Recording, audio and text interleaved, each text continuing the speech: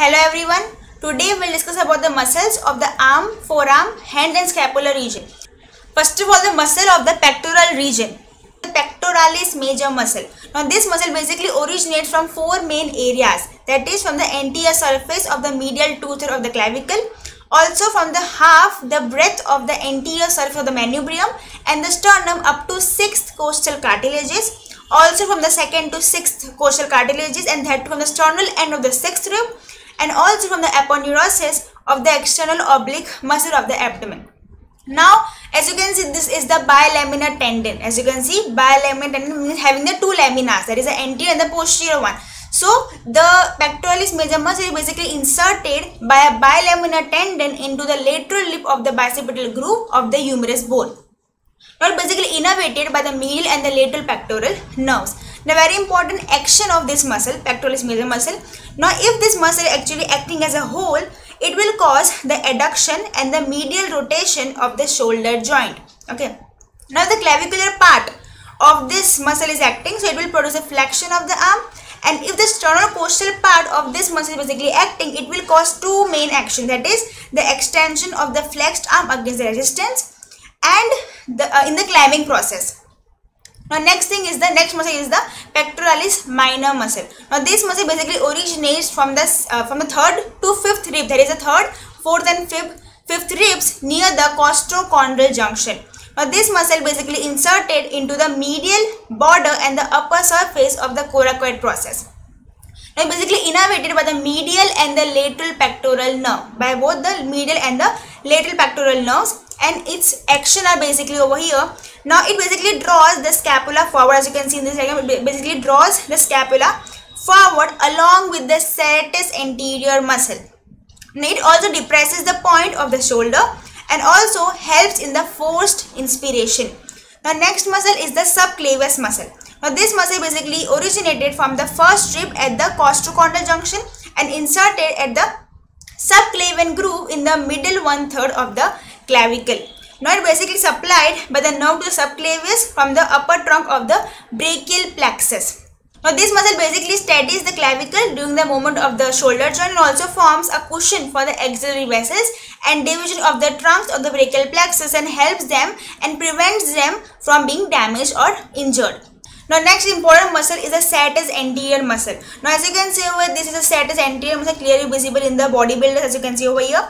Now it basically originates from the 8 digitations. Now over here remember that this muscle basically have 8 digitation, as you can see in this diagram. So this 8 digitation basically arises from the upper 8 ribs in the mid axillary plane. So simple 8 digitation arising from the upper 8 ribs. Okay. And that too from the mid axillary plane and from the fascia covering the intervening intercostal muscle. Now this muscle basically inserted into the costal surface of the scapula along its medial border. Now different digitations have different insertion points. So remember, the first digitation is basically inserted from the superior angle to the root of the spine. I told you before only that the insertion is basically is actually happening into the costal surface. Okay, costal surface of the scapula along its medial border. So different digitations of the serratus anterior will be arising from the different areas into the costal surface of the scapula along its medial border. Are you getting? Means different digitations will be at the same area, that means at the costal surface of the scapula only along the medial border, but at the different places of the particular region. So the first digitation is actually inserted from the superior angle to the root of the spine, as you can see. Now the next two, that means second and the third digitations are basically inserted lower down on the medial border, and the lower 5, that means the 4th, 5th, 6th, 7th and 8th are inserted into a large triangular area over the inferior angle. Now this muscle is basically supplied by the long thoracic nerve, also known as the nerve to serratus anterior muscle, arising from the C5, C6 and C7 roots of the brachial plexus. Now next is about the action of this muscle. This muscle is very important for the pushing and the punching movements. So remember, along with the pectoralis minor muscle, this muscle basically pulls the scapula forward on the chest wall to protract the upper limb. Okay, now this particular action we do in the pushing and punching movements, right? Now this muscle also steadies the scapula during the weight lifting or weight carrying, and also it helps in the forced inspiration. Now next is the muscle of the scapular region. Now first of all, the very important muscle over here is the deltoid muscle. Now this muscle is basically originated from three main areas. That is, first of all, from the anterior border and the adjoining surface of the lateral 1/3 of the clavicle.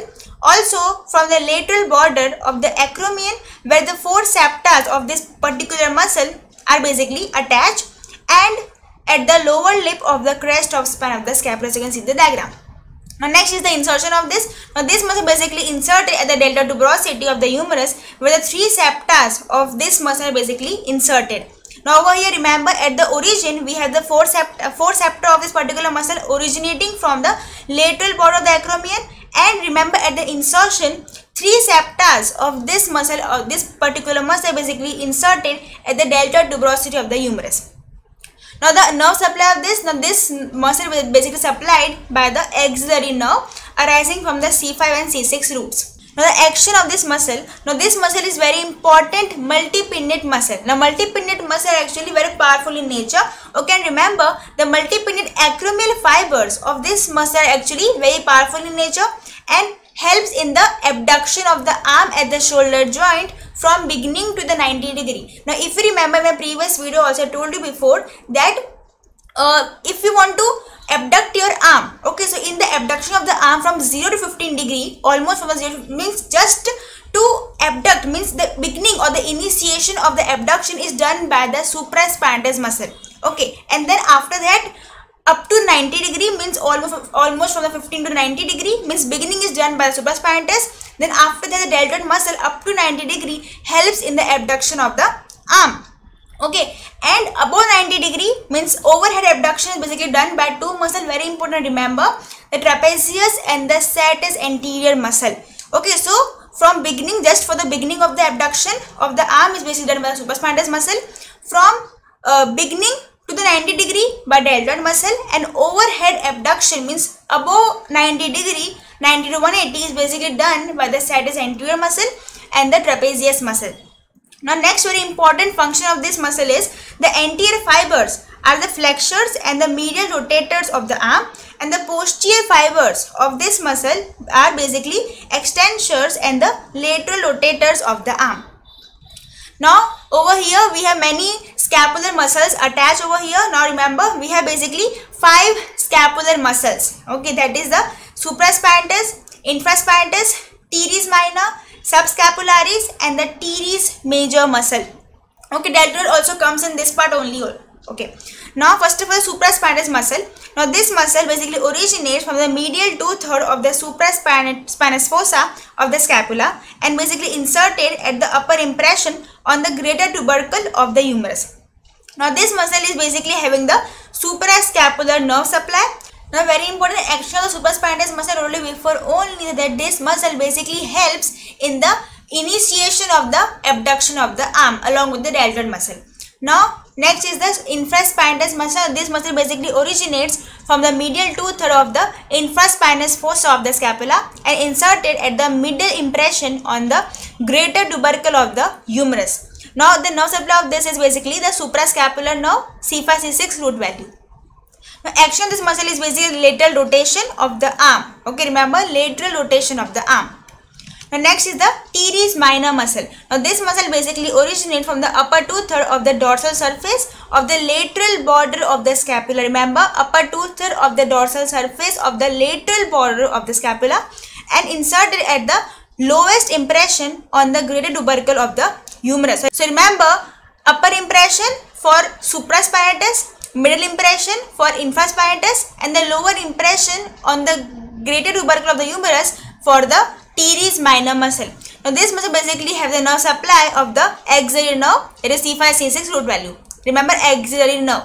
Now next is the very important action of this muscle. Now this muscle basically do the lateral rotation of the arm. Now next is the subscapularis muscle. Now this muscle basically is also a multipinnate muscle. Remember, deltoid and the subscapularis muscle till now we studied is the multipinnate muscle. Now this muscle basically originates from the medial 2/3 of the subscapular fossa and inserted at the lesser tubercle of the humerus. So remember, the upper, middle and the lower impression for the supraspinatus, infraspinatus and the teres minor of the greater tubercle of the humerus and from the lesser tubercle of the humerus there will be insertion of the subscapularis muscle. So remember by this way, to easily able to remember the sequence.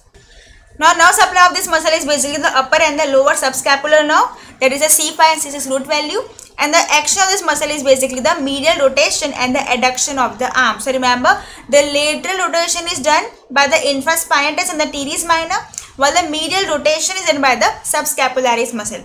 Now last subscapular region muscle is the teres major muscle. Now, this muscle basically originates from the lower 1/3 of the dorsal surface of the lateral border and the inferior angle of the scapula. So remember, from the lateral border and the inferior angle of the scapula. Now it is basically inserted at the medial lip of the bicipital groove of the humerus. So remember, from the lateral lip. Remember, if you remember, from the lateral lip there was the insertion of the pectoralis major muscle, right? From the lateral lip of the bicipital groove, and from the medial lip there will be insertion of the teres major muscle.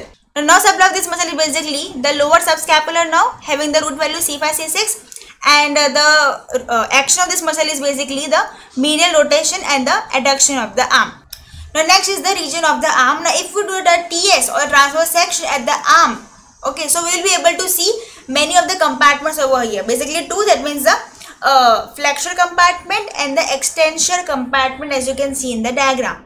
Okay, so this is the flexure compartment and this is the extensor compartment.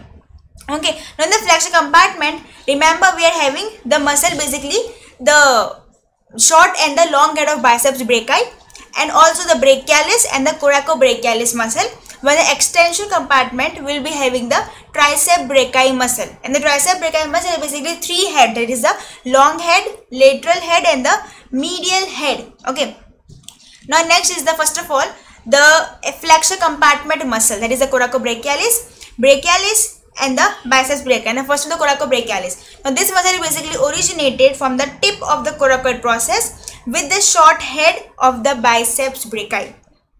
Now this muscle basically inserted at the middle 5 cm of the medial border of the humerus. Remember, middle 5 cm of the medial border of the humerus. Now supply this basically the musculocutaneous nerve having the root value of C5 to C7.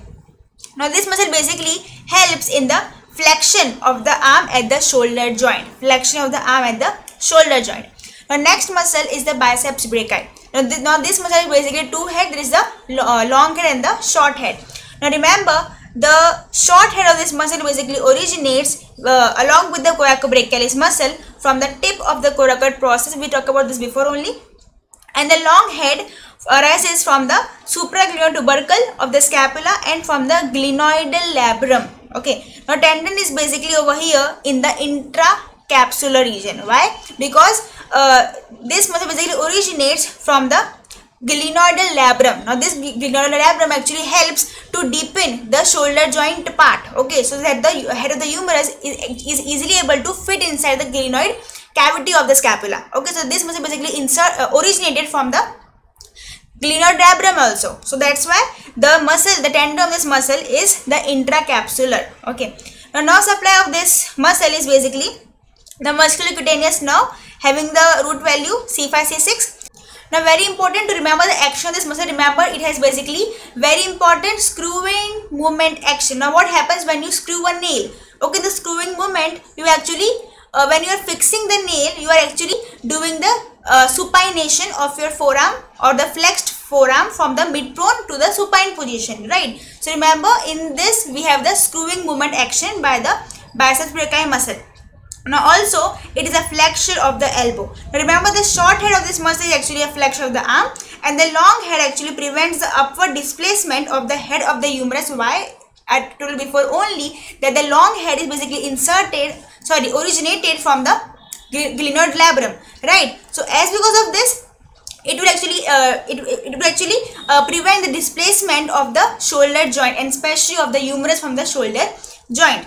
Now next muscle is the brachialis muscle. Now this muscle basically originated from the lower half of the front of the humerus, including both the anteromedial and the anterolateral surface and also the anterior border of the part of this part of the humerus. Now superiorly, the origin embraces the insertion of the deltoid muscle.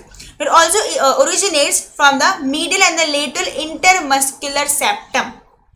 Now insertion of this basically at the coracoid process and the ulnar tuberosity, and also from the rough anterior surface of the coracoid process of the ulna. Now over here for the nerve supply we are having a twist. Now over here remember we have two nerve supply of the brachialis muscle, okay, for different sensations. Now for the motor sensation we are having the musculocutaneous nerve, and for the proprioceptive sensation we are having the radial nerve. So very important MCQ in the Viva.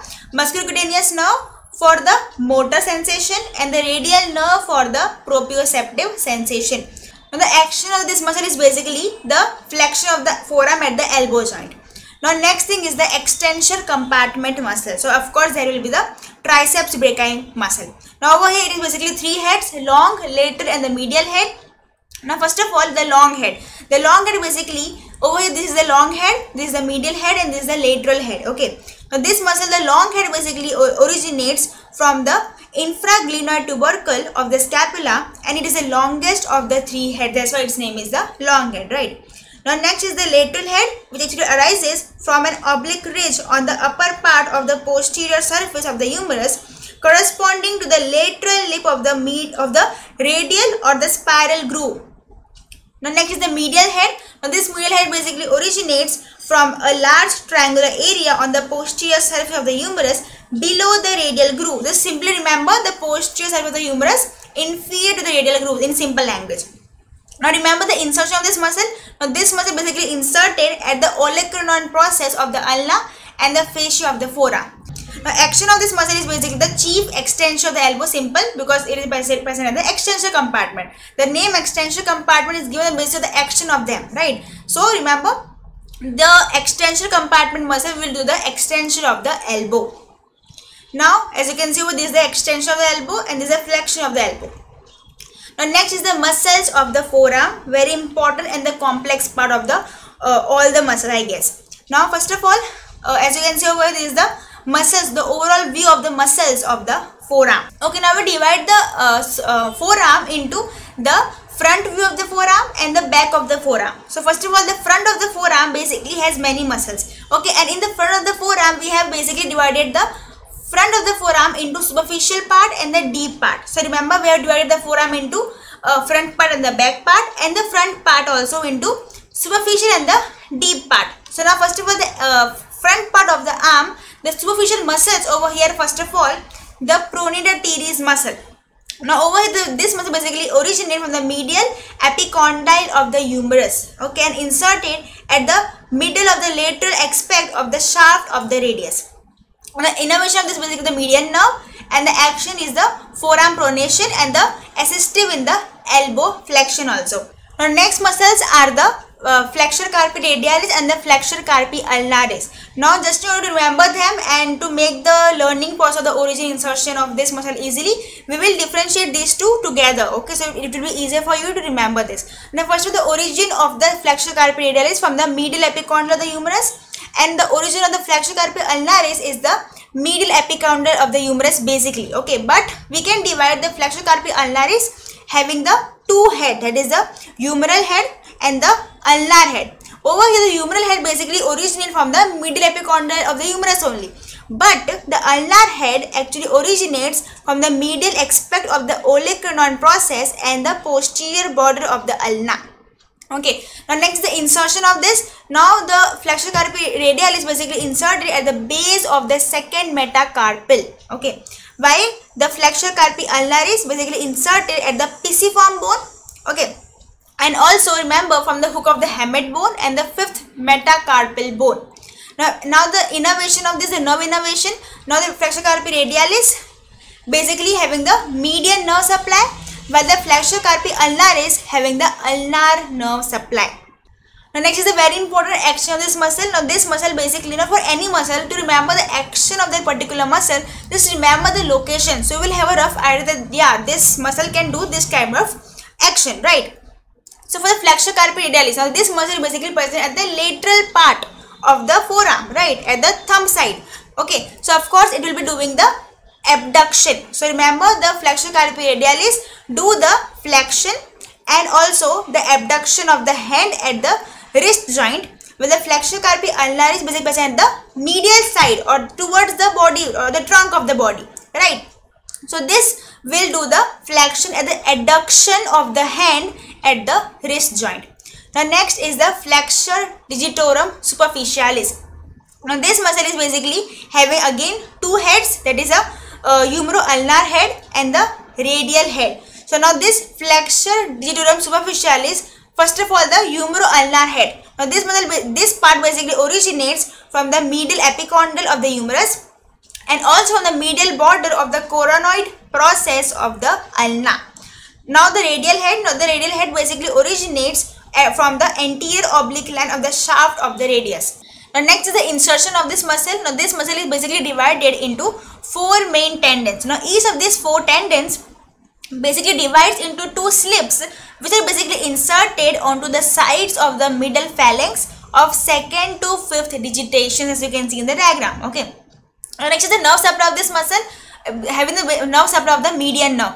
Almost except the ulna, except the flexor carpi ulnaris. Okay. All the muscle of the superficial part of the front of the forearm are supplied by the median nerve. Okay. So remember, whatever the superficial muscle of the front of the arm are there are all supplied by the median nerve except for the flexor carpi ulnaris.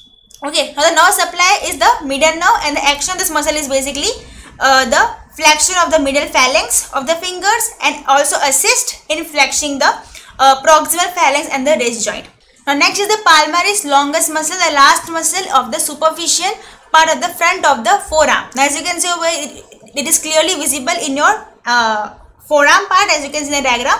Okay, when you just hold your arms in such position, okay, you will be able to see the palmaris longus of your forearm. Now this muscle basically originates from the medial epicondyle of the humerus and inserts at the flexor retinaculum and the palmar aponeurosis of the wrist part. Now the nerve supply of this muscle is basically median nerve, of course, and the action of this muscle is basically the flexion of the hand at the wrist part. Now next is the deep muscle of the front of the forearm. So remember, we have divided the forearm into basically two parts. It is the front of the forearm and the back of the forearm, and further front and the back part into superficial and the deep part. Okay, so till now we did the superficial part of the front of the forearm. Now the deep part of the front of the forearm. So over here we have basically three muscles. Now first of all, the flexor digitorum profundus. Now this muscle basically is actually a composite or the hybrid muscle and originates from the upper 3/4 of the anterior and the medial surface of the shaft of the ulna. Okay, it has many origin areas, right? But this is the main one, so you can easily remember this one. Okay, main one. Okay. Now next is the insertion of this. Now this muscle basically divides into four tendons, which pierces the tendon of the flexor digitorum superficial, as you can see in the diagram. Okay, now what happens over here? This muscle basically divides into four tendons. Okay, these four tendons basically pierces the tendon, the four tendons of the flexor digitorum superficialis, and are basically, this muscle basically inserts into the bases of the distal phalanges of the medial four fingers. Okay. Over here in the previous part, the flexor digitorum superficialis was actually inserted at the sides of the middle phalanx of the 2nd to 5th digits, right? But over here, remember, this four tendon basically inserted at the bases of the distal phalanges of the medial four fingers. Okay. Now next is the nerve supply. The nerve supply of this basically having the two parts, that is the lateral half and the medial half. So lateral half of this muscle is supplied by the anterior interosseous muscle, which is actually a branch of the median nerve, and the medial half by the ulnar nerve. So very important, by the anterior interosseous nerve and also from the ulnar nerve. Now next is the action of this muscle. This muscle basically helps in the flexion of the distal interphalangeal joints of the medial four fingers. Also helps in the flexion of the proximal interphalangeal joints and the metacarpophalangeal joint of the medial four fingers, and also in the flexion of the hand at the wrist joint. So just remember the position of the particular muscle. You will be able to just get a knowledge about the action of this. Now next is the flexor pollicis longus. Now this muscle basically originates from the anterior surface of the shaft of the radius and inserted at the base of the distal phalanx of the thumb. Now just remember, pollicis means the thumb. Okay, so wherever you get the name pollicis, just remember it will be having some kind of relation with the thumb. So insertion over here is basically at the base of the distal phalanx of the thumb. Now supply of this from the anterior interosseous nerve, a branch of the median nerve. So remember the anterior interosseous is actually a branch of the median nerve, but the posterior interosseous is actually a branch of the radial nerve. Now next is the action of this muscle. Now this muscle basically do the flexion of the thumb, of course.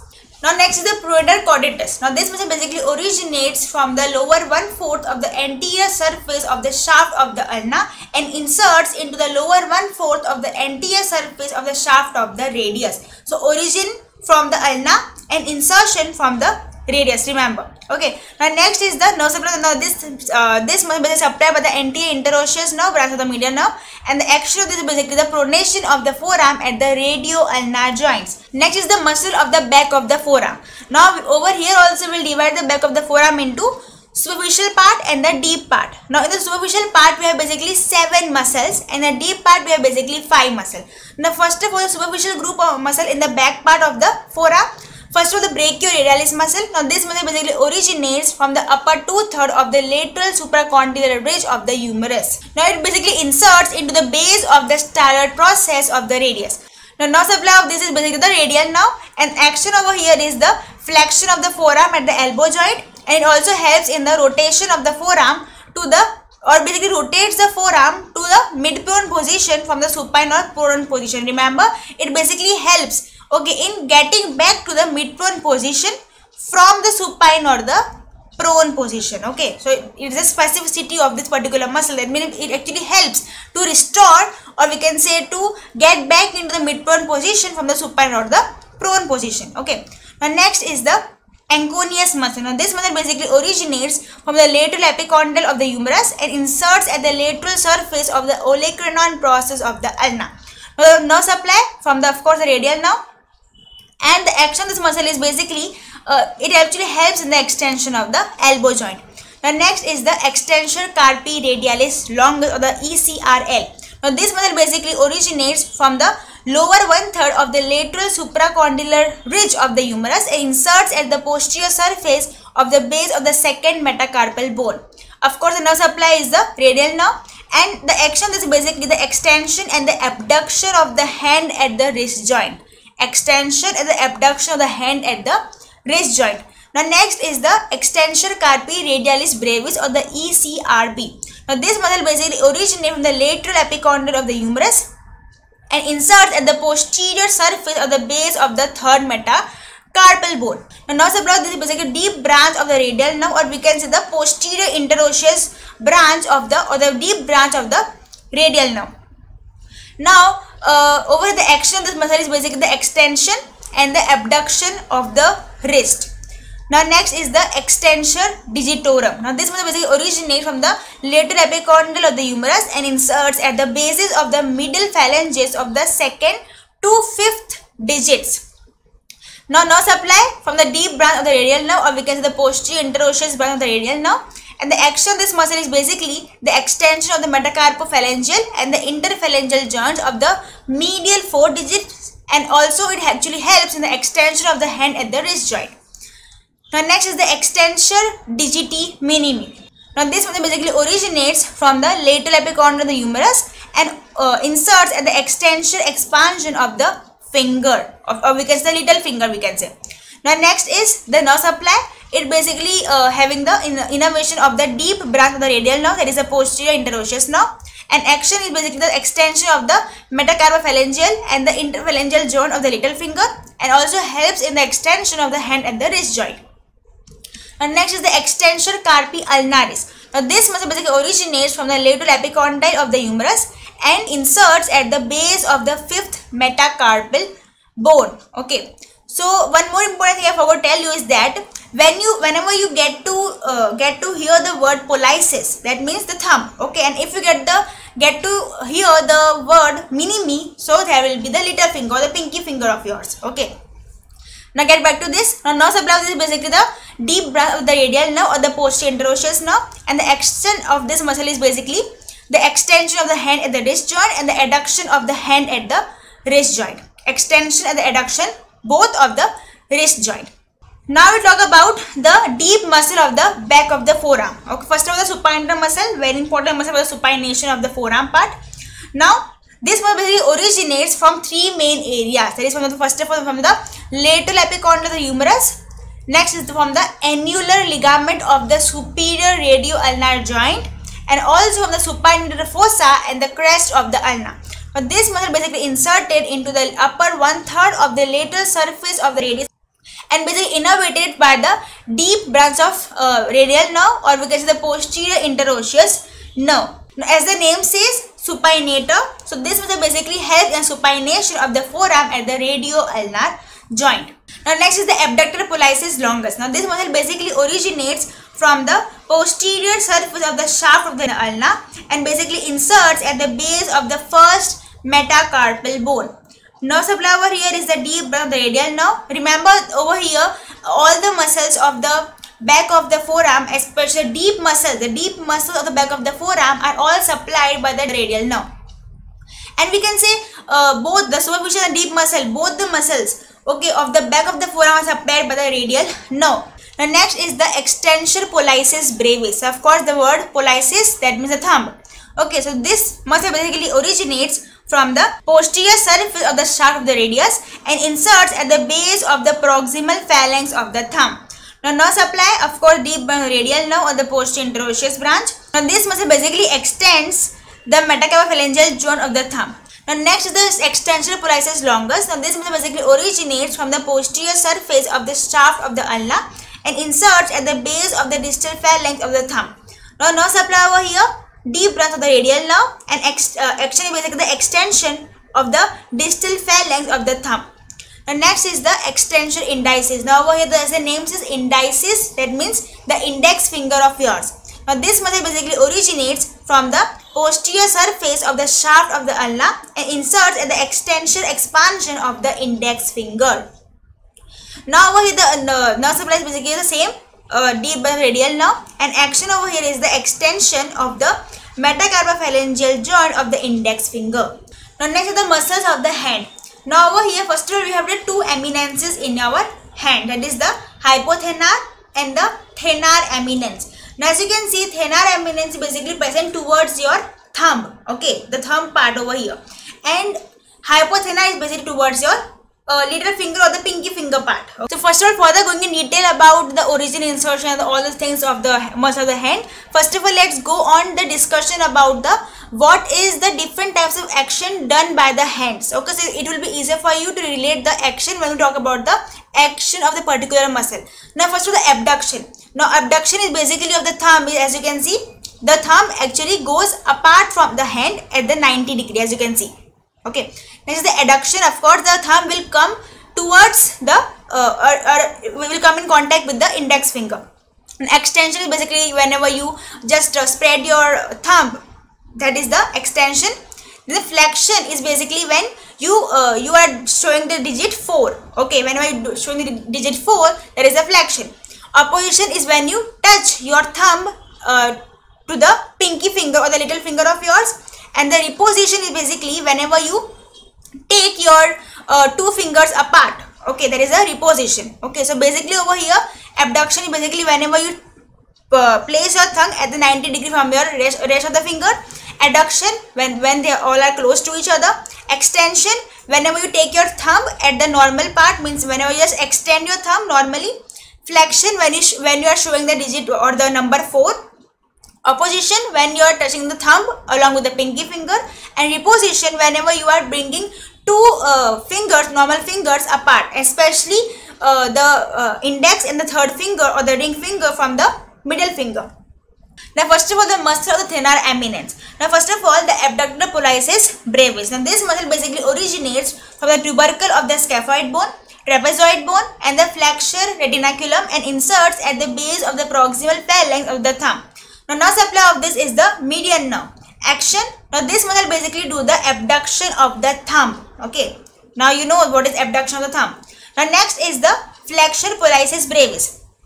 Now over here, the origin of this muscle is basically from the flexure retinaculum, trapezoid bone and the capitate bone, and insertion at the base of the proximal phalanx of the thumb. Nerve supply again median nerve, and the action over here of this muscle is basically the flexion of the metacarpophalangeal joint of the thumb. Now next is the opponens pollicis. Now this muscle basically originates from the flexure retinaculum and inserts at the lateral half of the palmar surface of the shaft of the metacarpal bone of the thumb, and nerve supply again the median nerve. Now this muscle basically pulls the thumb medially and forward across the palm, as in opposing the thumb towards the fingers. Now next is the adductor of the thumb. Now we have over here is the adductor pollicis that actually do the adduction of the thumb. Now we know what is adduction of thumb. Over here the adduction of thumb is basically this one. Okay. Now over here remember the adductor pollicis basically have the two heads, that is the oblique head and the transverse head. The oblique head basically originates from the bases of the second and third metacarpal bones. Transverse head from the shaft of the third metacarpal bone. Now it basically inserts at the base of the proximal phalanx of the thumb on its medial aspects. Now the nerve supply over here, this muscle basically is supplied by the deep branch of the ulnar nerve, which ends in this muscle. Okay. Now of course action is the adduction of the thumb. Now next is the muscle of the medial side of the palm. Now it will be the palmaris brevis muscle. Now this muscle basically originates from the flexure retinaculum and inserts at the skin of the palm on the medial side. Now over here it is basically supplied by the superficial branch of the ulnar nerve, and now this muscle basically wrinkles the skin to improve the grip of the palm. Okay, so basically improve the grip of the palm by wrinkling the skin of the area over here. Now next is the muscles of the hypothenar eminence. Now over here first of all the abductor digiti minimi. Now this muscle basically originates from the pisiform bone and inserts at the base of the proximal phalanx of the little finger. Now it is basically supplied by the deep branch of the ulnar nerve, and it basically abducts the little finger. Now next is the flexure digiti minimi. Now this muscle basically originates from the flexure retinaculum and inserts at the base of the proximal phalanx of the little finger, and it is supplied by the deep branch of the ulnar nerve and basically flexes the little finger. As the name says, flexure, so it will actually flexes the little finger. Now next is the opponens digiti minimi, origin from the flexure retinaculum and insertion at the medial border of the fifth metacarpal bone. Now this muscle basically supplied by the deep branch of the ulnar nerve, and this muscle basically pulls the fifth metacarpal forward, as in cupping the palm. Okay, so it will actually pull the fifth metacarpal forward. Okay, so when you are trying to make a cup from your palm, this muscle basically helps. Means it will basically pull the fifth metacarpal forward, as in cupping the palm. Now next muscle are the lumbricals muscle. Okay, now the lumbricals are basically 4 in number. Okay, and remember these all 4 muscles arises from the 4 tendons of the flexure digitorum profundus. 4 lumbricals, and all the 4 lumbricals are actually arising from the 4 tendons of the flexure digitorum profundus. Okay. Now first of all the first lumbrical. Now as you can see, the first lumbrical is basically arising from the lateral side of the tendon of the flexure digitorum profundus of the second digit. Remember, first from the lateral side of the tendon of the flexure digitorum profundus of the second digit. Okay. Now next is the second lumbrical, origin from the lateral side of the same tendon of the third digit. Third lumbrical from the adjacent side of the same tendon of the third digit and the fourth digit, and the fourth lumbrical arising from the adjacent side of the same tendon of the fourth and the fifth digits. So just remember the diagram, you will be able to remember the origin of this particular lumbricals. Now this lumbrical basically inserted via the extension expansion into the dorsum of the bases of the distal phalanges. Now nerve supply of this. Now remember the first and the second lumbrical supplied by the median nerve, and the third and fourth by the deep branch of the ulnar nerve. Now for the exercises, remember this figure. Okay. Now in this figure, what this hand is doing? This hand is basically doing the flexion of the metacarpophalangeal joint and extension of the interphalangeal joints of the second to fifth digits. Right. So just remember this position. You will be easily able to remember the action of the lumbricals. Now next is the interosseous muscle. Now we have basically 2 interosseous muscle, that is the dorsal and the palmar interossei muscle.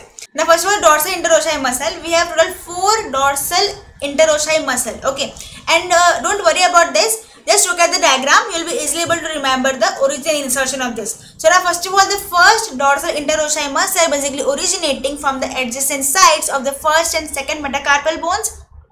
Second, the dorsal interossei is actually originating from the adjacent sides of the second and third metacarpal bones. Third one from the adjacent side of the third and fourth metacarpal bones, and the fourth one from the adjacent side of the fourth and fifth metacarpal bones. Simple. Now about the insertion, remember dorsal interossei basically inserted via the extension expansion into the dorsum of the bases of the distal phalanges. Okay. Now next is the palmar interossei. It is again 4 in number. So now first of all, the first palmar interossei basically originates from the medial side of the base of the first metacarpal bone. And remember, the second one basically originates from the medial side of the second metacarpal bone. Third one from the lateral side of the fourth metacarpal bone. And the fourth one from the lateral side of the fifth metacarpal bone. Just remember the diagram. Okay.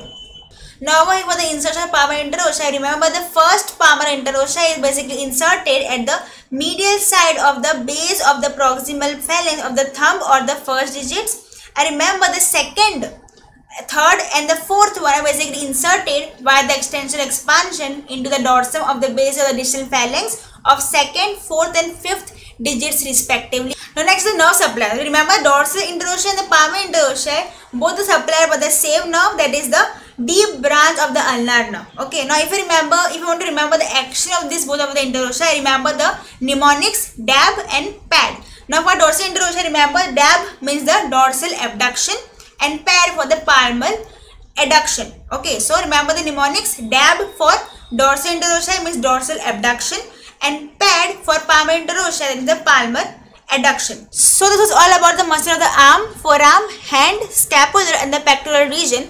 If you want to know about the muscle of the back region, this is from my previous video. I hope you understood well.